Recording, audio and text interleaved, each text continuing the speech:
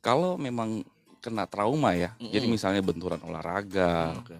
atau misalnya karena kecelakaan lalu lintas, terus langsung karena kan hampir 80% itu pasti kena wajah tuh, Mhm. terutama pada pengendara-pengendara bermotor misalnya ya, Mhm. roda 2. Mhm. Itu biasanya benturan itu lebih banyak tuh fokusnya ke daerah wajah. Iya Nah, betul. pada saat terlibat di daerah wajah itu, tulang-tulang rahang itu ya kami yang udah lumayan ya. Cuman memang untuk bedah mulut itu belum banyak yang kenal. Kalau kami itu biasanya reshaping, jadi kita buka, kemudian tulangnya kita papas, kita bentuk. Selamat pagi, kita masuk Iya. di talk show Rumah Sakit Sehati Rumah dari Sakit Melati. Rumah Sakit Melati deh, Iya. talk show Sehati Rumah Sakit Melati. Mending lu minum air doa dulu, San. Kemarin lu dikasih air doa, gue tidur. Ya gue kan doa mau tidur. Bismika Allahumma ya bismika amut. Gimana nggak ngantuk lu. Dan hari ini kita spesial ada dokter Ada dokter Fikar, dokter gigi ya. Dokter Dokter gigi. Fikar Ahmadi SP BMM. Selamat pagi Pak Dokter. Ya, selamat pagi. Boleh Pak Dokter, maaf ini kita rada deketan aja Iya, boleh, untuk Dok. mic-nya. Karena kan ini pasti apa yang keluar dari mulut Pak Dokter nih daging semua ya. Betul. Kalau kita kan paling tulang iga atau tulang kering. Boleh disapa dulu Pak Dokter untuk pendengar-pendengar di Star Radio nih, teman Tangerang kita nyebutnya. Selamat pagi pendengar Star Radio, semoga semua sama-sama sehat ya. Iya, amin. Amin, amin. Pak Dokter, dan di sebelahnya ada ibu siapa nih? Halo, aku Ika. Ibu Ika. Ibu Ika. Siap. Pak Dokter, dari mana tadi perjalanan? Langsung dari rumah sakit? Apa dari rumahnya sendiri? Tadi dari rumah, cuman singgah sebentar lihat pasien di rawat inap. Oke, Cus, langsung ke sini. Meluncur. Wih. Wih. Tapi kelihatannya Pak Dokter nih kurang tidur atau tapi enggak sih, kelihatannya tetap semangat nih. Cuman tadi sempat cerita-cerita soal Piala Dunia juga ya. Nggak ngomongin soal ini juga, nggak ngomongin soal kesehatan, tapi kesehatan. ngomongin soal Piala Dunia nih. Pak Iya. Dokter ternyata wah nih luar biasa nih, hobi bola, tahu klub Inter Milan dari tahun 90-an nih Pak Dokter ya. Terus Iya. Piala Dunia sekarang dukung siapa Pak Dokter? kalau dukung mah berhasil ya. Oh iya, karena daripada gue dukung gagal. Berhasil. Berhasil itu, berhasil. Gitu ya. Tapi bisa diprediksi kira-kira Brazil akan masuk kemana nih? Final kah? Ya Dengan kalau lihat skema permainan komposisi sekarang, pemain sih harusnya bisa final ya. bisa final. Komposisinya pas Heeh. antara gula Deh. sama tepungnya pas. Komposisi pemain, strategi. Pengen tanya nih sama Pak Dokter biar masyarakat atau teman Tangerang tahu nih terkait sebenarnya dokter bedah mulut itu menangani penyakit apa aja ya?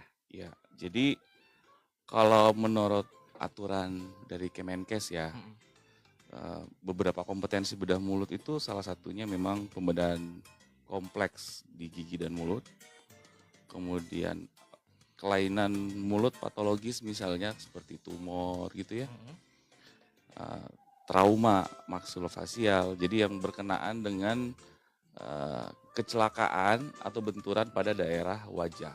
Oke, apa dokter? Maksilofacial. Maksilofacial, jadi Maksilofacial. maksilofacial itu rahang dan wajah. Oke. Jadi itu batas lingkupannya gitu. Sekarang juga lagi berkembang tuh bedah korektif rahang. Korektif rahang itu Ya. apa itu dokter? Jadi kalau pernah kenal kawat gigi memundurin ya, Iya. kalau kita bedah mulut itu tulangnya yang dipotong. Jadi tulangnya yang di-shaping, dibentuk. Tulang gigi itu, tulang rahang. Tulang rahangnya. Oh, berarti kalau ada yang gigi maju, bukan gigi maju, Apa itu yang mulutnya mundur. gitu ya? Oh berarti apa perbaikan area rahang gitu ya? Betul. Mau itu sifatnya estetik atau rekonstruksi perbaikan ya, karena misalnya kejadian-kejadian tertentu gitu. Nah itu bedanya apa dok? Yang tadi dokter bilang responsif dan estetik itu tadi. Kalau memang kena trauma ya, jadi misalnya benturan olahraga, Oke. atau misalnya karena kecelakaan lalu lintas, terus langsung, karena kan hampir 80% itu pasti kena wajah tuh. Terutama pada pengendara-pengendara bermotor misalnya ya, roda 2. Itu biasanya benturan itu lebih banyak tuh fokusnya ke daerah wajah. Iya Nah, betul. Pada saat terlibat di daerah wajah itu, tulang-tulang rahang itu ya kami yang tangani gitu. Oke. Bekerja sama tentunya dengan bidang yang lain. Jadi kita punya porsi masing-masing. Kalau itu penanganan itu bisa ditangani itu apakah kalau dislok aja bisa sendiri nggak kayak ada dislok itu juga nggak, Pak? Nah, salah satunya dislokasi. Jadi memang banyak beberapa pasien itu ya mungkin karena trauma juga dislokasi atau karena nguap ya. Kalau bisa. iya. Keretak Kalau bunyi masnya gitu aja ya. nguap Gak punya kebesaran. kebesaran, akhirnya posisi rahangnya Bergeser. salah bergeser gitu ya. Suka sakit gitu ya, Dok ya. Nggak bisa nutup. Nggak bisa nutup. Nah, datang ke IGD tuh. Kita balikin. Oh, nggak bisa nutup berarti kita selama perjalanan mangap tuh. Nah, iya. Iya kan? Iya. Pakai ini, nggak usah khawatir San. Pakai apa? Pakai face shield. Oh, ada Dok. Banyak. Itu jatuhnya kram apa bukan? Bukan kram. Jadi kalau kram kan otot mungkin ya. Iya, betul. Nah, kalau dislokasi itu tulangnya yang geser nggak bisa balik. Oh, gitu. Oke. Ada ini nggak? Apa sih namanya? Olahraganya sendiri kayak kita muter-muterin mulut, Ya, fisioterapi ada. Oh, masuknya fisioterapi gitu. Tapi kalau misalkan dari untuk estetika gitu kan, yang biasanya yang tadi tuh aku penasaran yang apa sih beresin rahang gitu ya. Karena kan lagi ngetren katanya kalau punya rahang V shape gitu kan, itu lagi buat bagus buat estetika gitu. Itu rata-rata pasien juga ada yang sering mencoba untuk merubah bentuk rahangnya ke V shape. Kalau di Indo ya udah lumayan ya. Udah lumayan ya. Cuman memang untuk bedah mulut itu belum banyak yang kenal. Kalau kami itu biasanya reshaping, jadi kita buka, kemudian tulangnya kita papas, kita bentuk. Oke, jok motor ya. Iya Kan ada dipapas, ngeri juga. Ya biar bisa lebih mudah aja. Iya. Gitu. Itu di rahang misalnya, balik lagi tadi sih masih penasaran soal olahraga rahang ya Dok ya. Itu ada hitungannya nggak sih? Kanan 2 kali, kiri 2 kali, atau mungkin nunjuk orang pakai mulut kan biasa olahraga juga. Kayak gitu kan. Ya enggak lah. Sebenarnya ya olahraga itu secara alami sudah kita lakukan. Seperti apa Dok? Makan, Oh iya. ngomong. Itu kan kalau secara ideal kita makan, sebenarnya nggak perlu tambahan olahraga lain lagi. Oke, Cuman betul. kebanyakan zaman sekarang orang makannya satu sisi, misalnya ya. Oh iya betul. Ada yang bolong Atau giginya ya. ya, jadi dia hanya gerak di satu sisi, akhirnya kelainan sendi salah satunya, misalnya. Atau kalau misalnya makan hindari yang keras. Padahal Iya, pada iya. usia-usia perkembangan tulang, mengunyah yang keras itu melatih otot, kemudian membentuk perkembangan itu lebih baik.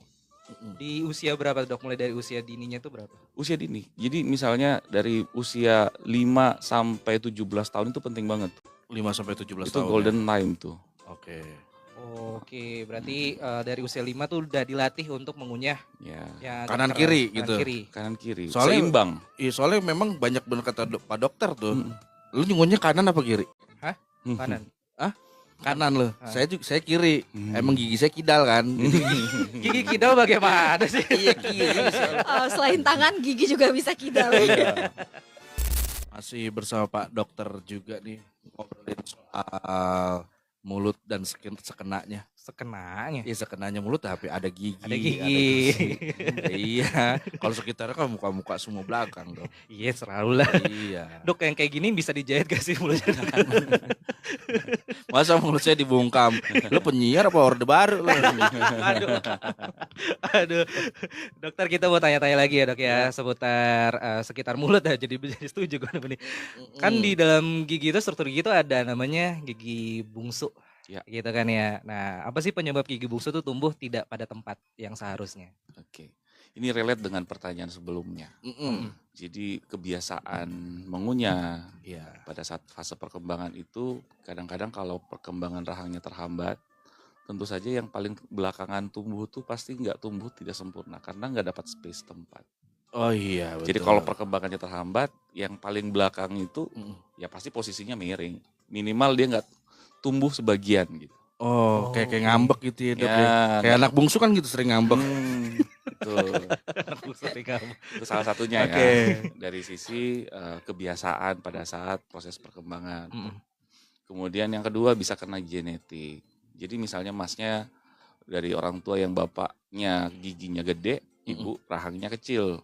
Kena di anak gigi gede, rahang kecil. Iya, Ya benar, udah, benar. gigi yang terakhir tumbuh nggak dapat tempat. Iya, betul. Dari Nah. Graham itu ya, Graham Bell ya. Bukan. Gigi Graham. Gigi Graham. Iya. Graham Bell nama orang itu. Ya kadang kalau otek kan kayak bel bunyinya. Oke, tapi kalau misalkan ada orang yang memang tidak punya masalah tentang gigi bungsu yang salah tempatnya gitu, berarti nggak akan muncul lagi nih udah dewasa gitu. Tentu saja kita harus lakukan pemeriksaan. Oh, Jadi gitu. kadang-kadang benih gigi itu, walaupun dia nggak kelihatan di daerah rahang, ada yang pernah saya dapat kasus itu jauh posisinya, dia di daerah bawah mata. Hah? Iya, jadi benih giginya salah tempat. Oke. Ini juga salah satu Case yang unik ya. case yang unik. Jadi giginya benihnya yang posisinya jauh. Ada yang pernah dekat sudut rahang, Oke. Waduh. ada. Hmm. Jadi itu ya jarang terjadi, tapi Itu ketahuan dari kapan tuh? ronsen foto. Jadi kita di Melati juga sudah ada panoramik ya. Cakep. Panoramik itu salah satu penunjang untuk melihat bagaimana posisi benih dari gigi. Tapi justru itu orang-orang dewasa ya dok ya yang tumbuh Iya, di belakang sini gitu. Iya, ada juga yang anak juga banyak. Ada yang tidurnya melintang, ada yang kebalik, ya kayak Iya benar. inilah. Maksudnya tidak jauh dari posisi seharusnya. Untuk jumlah gigi yang normal boleh tahu nggak Pak Dokter? 32. Atau kanan kiri atau jumlah keseluruhan Ya, bawah atas? Normal ya. Normal. Normal itu juga Semuanya. 32. 32 ya. Gigi dewasa ya. Oke. Itu jumlah gigi tuh. Kalau jumlah jikir 33. Biar lu paham. Gue tahu Kur. Iya, takutnya lu nggak paham San. Oh iya dok, tapi kalau gigi yang belakang ini bisa ngaruh ke ini gak sih dok? Pundak gitu sakit banget gitu. Efeknya ya. Oke. Betul sih benar. Di gigi itu dekat dengan gigi bungsu itu ada memang percabangan saraf sensorik. Sensorik itu maksudnya nyeri. Iya, Kan iya. saraf itu fungsinya dua ya. Mm-mm. Ada yang menghantarkan rasa nyeri, ada yang motorik. Jadi menggerakkan. Nah, kalau saraf di daerah sekitar gigi bungsu itu sensorik, nyeri. Jadi kalau gigi bungsunya posisinya beriringan atau kemudian kena dengan sarafnya, biasanya memang mempengaruhi ke daerah sekitarnya biasanya gitu. Nah sering juga dok, saya pernah dengar juga ya ini cerita rakyat lah, Iya. yang dimana tuh kalau orang sakit gigi itu jangan dicabut, justru malah ketika udah sembuh baru lo lakukan penanganan cabut giginya. Itu bener nggak dok? Ini berbayar nggak sih? Konsul ya. Konsultasi ya. Nanti Pak Dokter jadi gini, urusan bayar mah ya ini penekol. Satu, kedua secara radio. Saya mah penyiar ini aja saya nunggu transferan Pak Dokter. Jangan curhat juga dong. Jadi gini ya, untuk sakit itu bisa kita persepsikan sebagai kelainan yang sering sedang terjadi gitu. Iya. Jadi kalau sakit itu seperti ambulan, pakai sirine. Jadi sirine itu rasa sakitnya.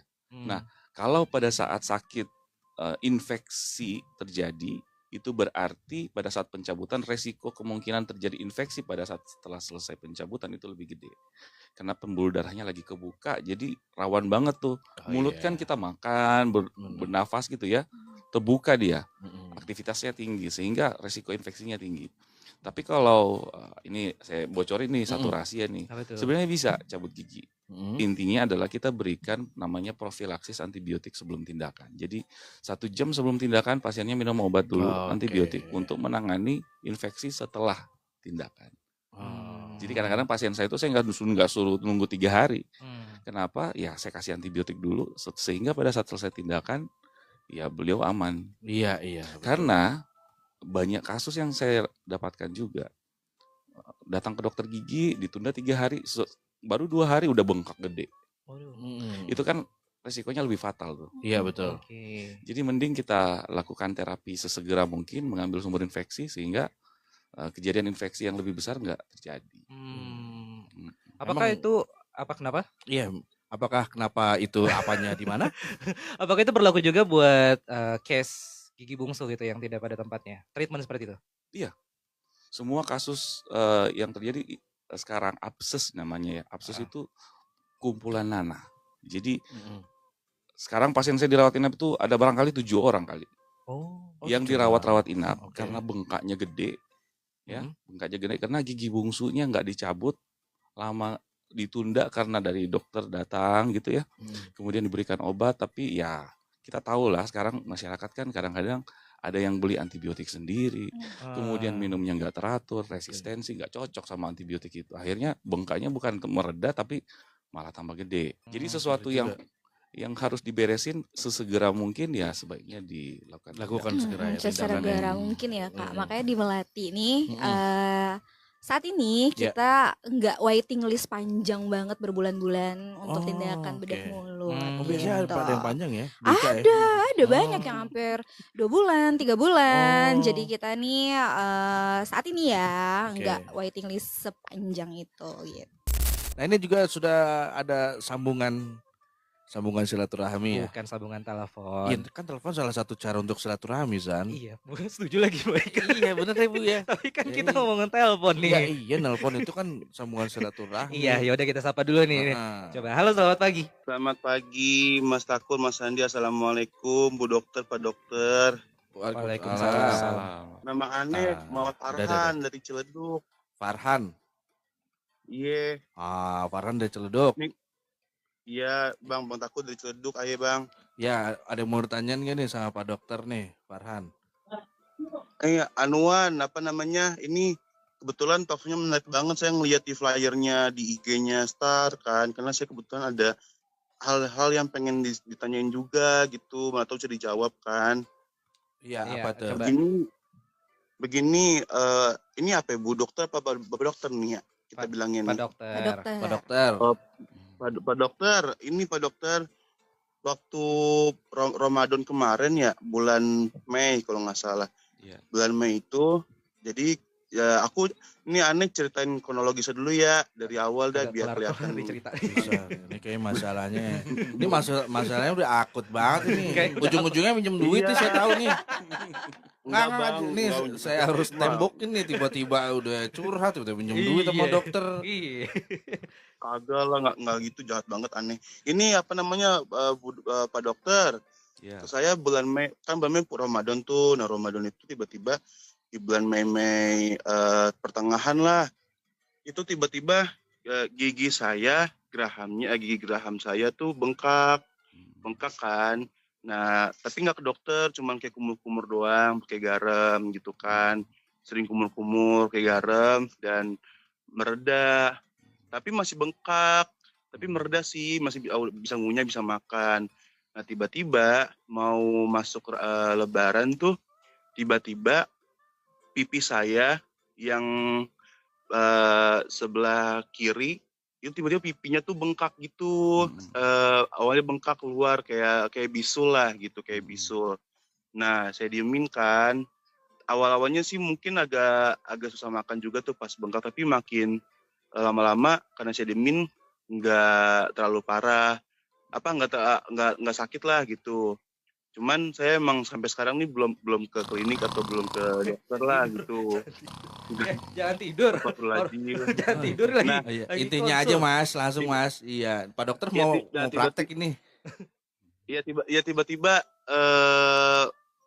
bengkaknya apa kayak bisul gitu, tiba-tiba benanah gitu. Nah, itu efek dari gigi geraham apa gimana tuh ya? Ya. Tapi sekarang sih udah kempes sih, udah nggak terlalu udah bisa makan, udah normal lah gitu. Cuma masih ada bekas bengkaknya doang di pipinya gitu. Oke, terima terima kasih kasih. Mas Farhan ya. Kasih. Sama-sama. Iya, Iya. panjang lebar dan tidak ada poin. Nggak, terima kasih pertanyaannya Mas Farhannya, keluhannya. Untuk Mas Farhan ya, jadi seperti tadi saya jelasin, gigi bungsu itu salah satu sumber infeksi. Nah, begitu ada nyeri dalam mulut, terutama di gigi, segera periksakan. Jadi rasa sakit itu seperti tadi sirene ambulans gitu. Ada Itu sinyalnya. peringatan gitu. Jadi bayangin aja kalau nggak ada sirene, tiba-tiba dia bengkak sakit dan Oke. akhirnya akibatnya fatal. Sehingga saya tidak sarankan pada pasien-pasien saya di luar itu biasanya langsung minum obat, enggak. Saya sarankan diperiksa dulu. Kita tahu dulu sumber infeksinya dari mana. Oke. Kemudian yang ditangani adalah bukan nyerinya tok, tapi sumber infeksinya dibuang dulu deh. Oke. Tapi biasa orang dia harus diituin dulu nyerinya dok. Misalnya kata Pak dokter tuh Ya, langsung oke. periksa jangan diobatin Oke. dulu biasa gitu kan. Ya, maksud saya adalah kalau kita ngaburin rasa nyeri sebelum datang, kadang-kadang pasien tuh kalau udah nyeri dia udah nggak mau Oh bener. iya periksa lagi tuh. mindsetnya Ini gitu. masalah saya udah kelar nih, Oh iya. sakit udah beres nih, nggak dilanjutin kan? Mm-mm. Nah, padahal ini seperti silent killer gitu. Besok-besok daya tahan tubuhnya turun lagi, infeksi kembali. Oh, Malah iya. mungkin lebih parah dari sebelumnya. Betul. Jadi datang ke dokter gigi minimal ya, periksakan sumber infeksinya dari mana. Kalau dari gigi bungsu biasanya akan langsung di-refer ke bedah mulut. Nah, langsung melakukan tindakan. Karena kalau didiemin, hari ini bengkak sampai ke pipi, besok sampai ke leher. Iya sih. Besok lusa sampai ke dada. Iya. Maaf, ada pasien yang terancam nyawa karena ini. Banyak. Dan ada yang jadi korban meninggal, iya. Waduh. Iya. Jadi dasar awalnya itu dari gigi dulu. Jadi gigi ke pipi, pipi turun ke leher, leher dan sebagainya. Apalagi kalau pada pasien-pasien dengan komorbid ya. Komorbid itu misalnya ada gula darah yang tinggi, itu resiko Iya. infeksinya besar tuh. Kemudian pada saat pasien-pasien dengan kelainan-kelainan jantung, maaf ini pembuluh darah kan nyambung semua nih. Iya betul. Kalau bakterinya langsung ke jantung ya infeksi juga ke jantung kan. Nah, Iya makanya kalau sampai ke final nggak apa-apa. iya ya. Angkat piala ya Pak dokter ya. Angkat piala. Sampai ke jantung ngeri juga. Nah, jadi infeksi sistemik itu yang biasanya menyebabkan maaf kematian. Oke. Jadi dari manapun sumber infeksinya, mau itu dari gigi, dari bagian tubuh yang lain, tolong diperiksakan. Diperiksakan kemudian segera diambil deh sumber nyerinya. Karena ya, tadi sempat saya bilang juga ya Pak dokter ya. Kadang kalau orang masih udah sakit nih, mau periksa ya nggak konsentrasi, udah wah udah belum pikirannya kan pasti gitu, belum ngantrinya, belum keloketnya, udah gua pakai obat generik dulu deh, udah kelar. Nah dampaknya itu tadi kata Pak dokter kan. Iya, Udah tapi sembuh kalau nih. udah nggak sakit, nggak Iya. konsultasi. Iya, betul. Dan di sisi lain, kalau sumber infeksinya kita ambil, kan dia nggak akan bengkak tuh. Yang bikin sakit kan bengkaknya. Jadi pada saat sumber infeksinya kita ambil, ya sakitnya hilang juga Thomas. Iya sih, benar. Bener Udah kan? pasti itu. Nah, betul, gitu. betul. Itu sumber inti dari penyakitnya.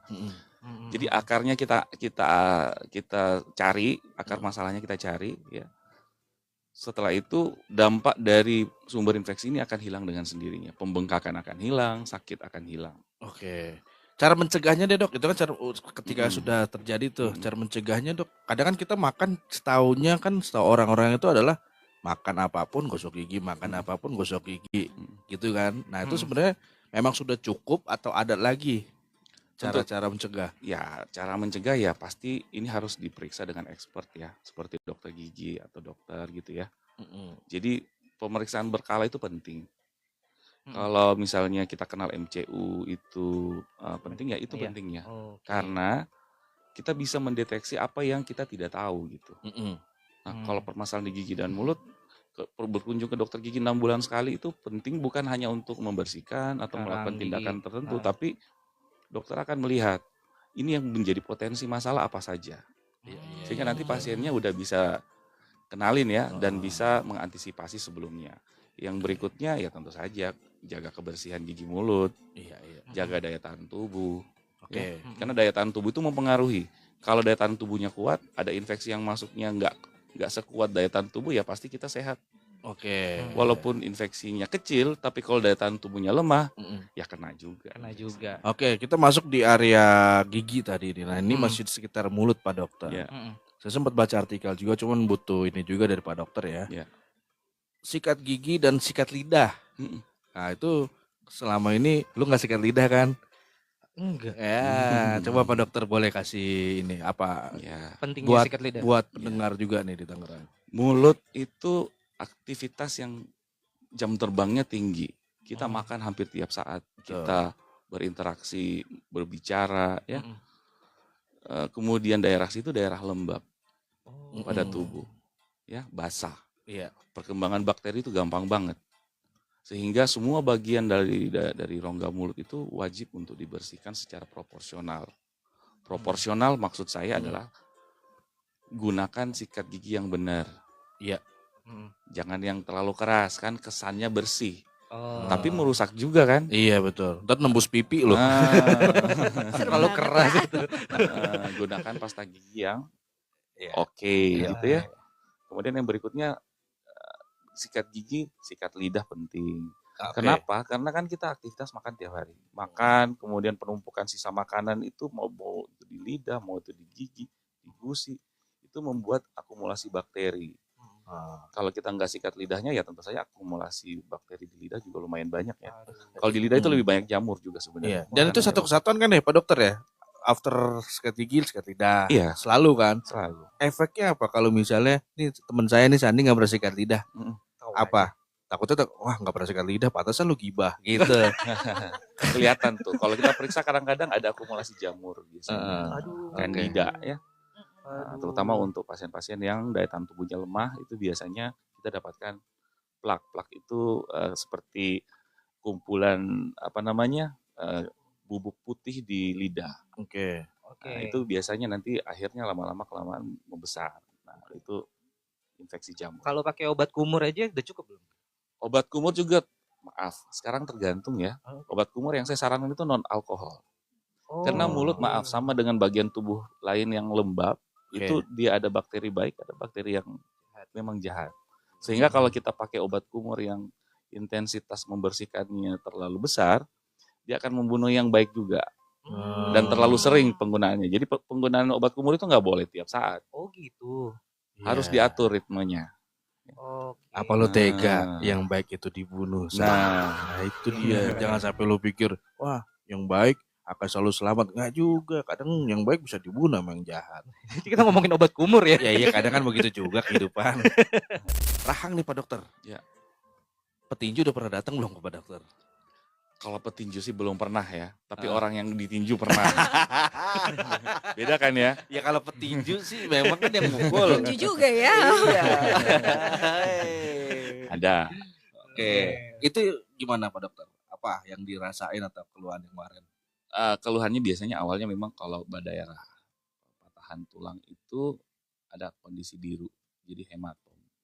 Jadi kalau ada biru pada wajah, kadang-kadang kita harus cepat periksa, kita panoramik misalnya atau CT scan ya, kelihatan tuh apa ada patahan tulang retak atau memang dia kepisah tulangnya. Ada perbedaannya nggak Pak Dokter? Kayaknya di yang rahang kanan atau rahang kiri tuh ada kesulitan lebih sulit mana gitu atau memang sama aja dari sendinya itu? Untuk tindakannya Iya maksudnya. betul. Ya tindakannya itu tergantung dari bentuk patahan ya.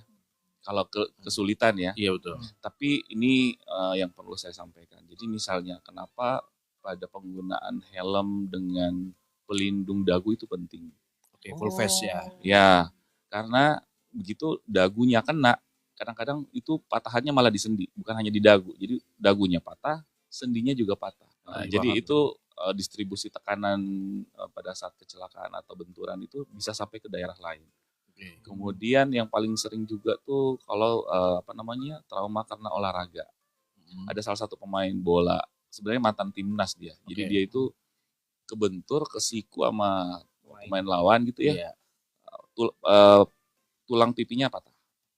Jadi kita lakukan tindakan, kita plating, kita sama seperti patah tulang bagian tubuh yang lain kita pen. Oke.